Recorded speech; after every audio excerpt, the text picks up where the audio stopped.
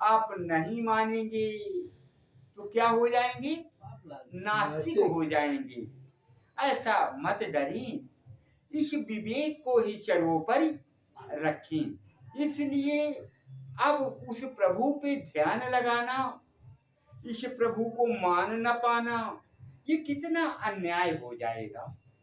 जिसको देखा नहीं, सुना नहीं, समझा नहीं, न बोले न डोले, न अपनी मक्खी उड़ाए, उस पे नाक रगड़ना और ये जीते जागते को राम राम श्याम श्याम न कर पाना, ये कैसा संदेशा जाएगा, कैसा लगेगा। इसलिए पारखी बनो, पारखी, परख परख तो टकसार बनेगा। अर्थात इन जीते जागतों में हमें पचौरी साहब में हमारे प्रभु दिखाई दें। सबके हृदय देश में आत्मा में हमें वही प्रभु परमपिता परमेश्वर दीनानाथ चेतन रूप में, जीव रूप में, आत्मा रूप में दिखाई दे तो कितना सुंदर बनेगा। ये तो उपदेश दे सकते हैं ना, अगर हम फंसे तो हमें एक गिलास पानी दे सकते हैं, ये तो हमें सहायता कर सकते हैं, भोजन दे सकते हैं, कपड़ा लत्ता दे सकते हैं बाबा को। अगर हम जाएं केवल मंदिर में बैठ जाएं और वहीं पर बैठे रहें तो क्या वो मूर्ति बैठी हमें उपदेश देगी क्या? हमें भोजन देगी क्या?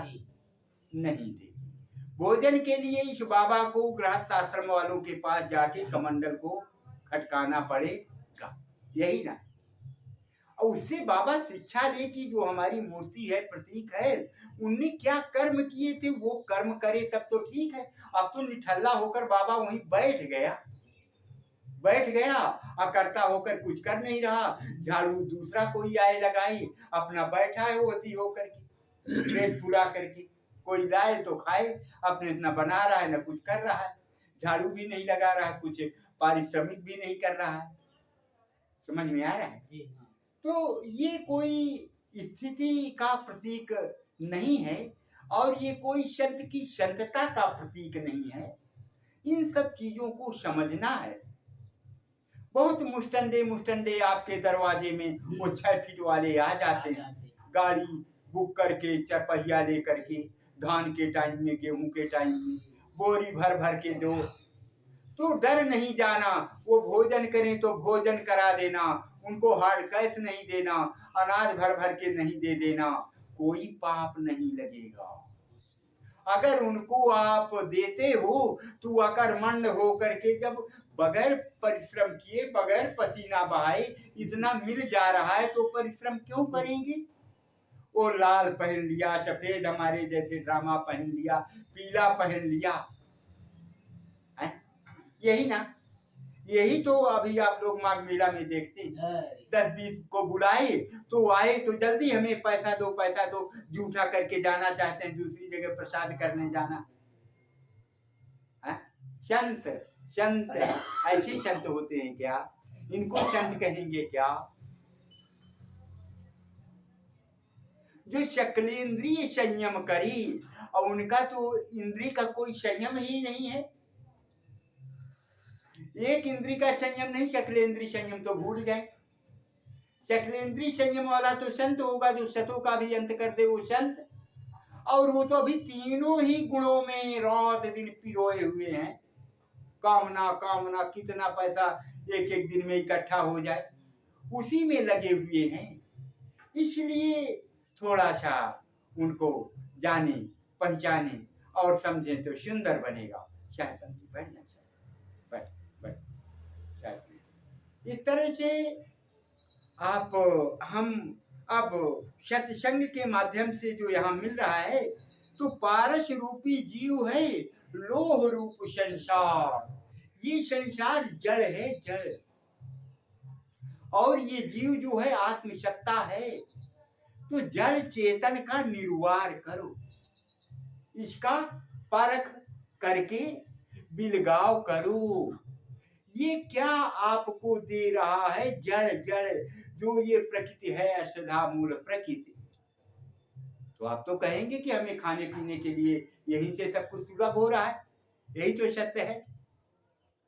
ये तो कोई भी थोड़ा भी परिश्रम करेगा तो उसको सुलभ हो जाएगा, लेकिन सुलभता किसी और के लिए आपको मानव तन मिला था, उसको आप दरकिनार कर दिए हैं। आपको इसमें इतना रति लग गई है प्रकृति के साथ कि इससे समय ही नहीं निकलता। अगर कहें कि आप मिले, कहें कि कभी सत्संग में आ जाया करो, तो आपका यही जवाब आता है, क्या कहें महाराज जी, समय नहीं मिलता, और जो वो माया है ना, वो हमें बरबस नचा रही।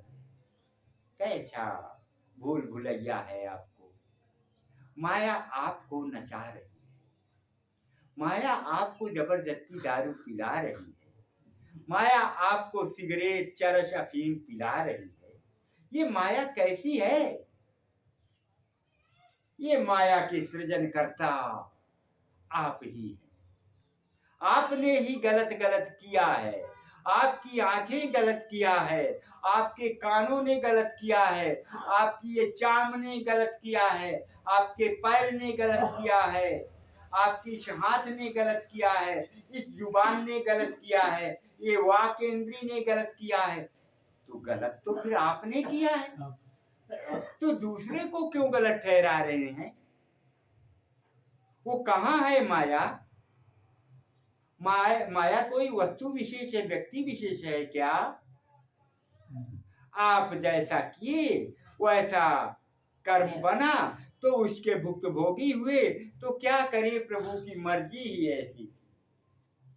प्रभु तो शुक्रगुजार है, वो तो कृपालु है, वो तो दयालु है। वो एक पर गाज फाट पड़े ऐसा एक के साथ करी, और एक को बढ़िया रबड़ी खिलाई। ऐसा अन्यायी है क्या आपका प्रभु? घूसियर है क्या? ऐसा नहीं है। वो तो बिल्कुल सबके ऊपर कृपा करता है। अरे कृपा तो असीम अनुकंपा किया है। जो सुंदर मानव तन हमें मिला है, और पूरे ये साधन मिले हैं।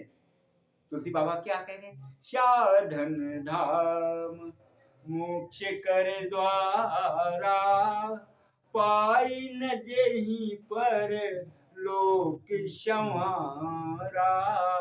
साधन धाम। ऐ अकर्मण्य, तुझे उस प्रभु ने पूरे साधन दे रखा है, जिस प्रभु को, दीनानाथ को, ईश्वर को तू गलत ठहरा रहा है, गलत कह रहा है। अरे वो तो तुझे इतना सुंदर काया रूपी काशी दे रखा है, और इसमें आँख कान नाक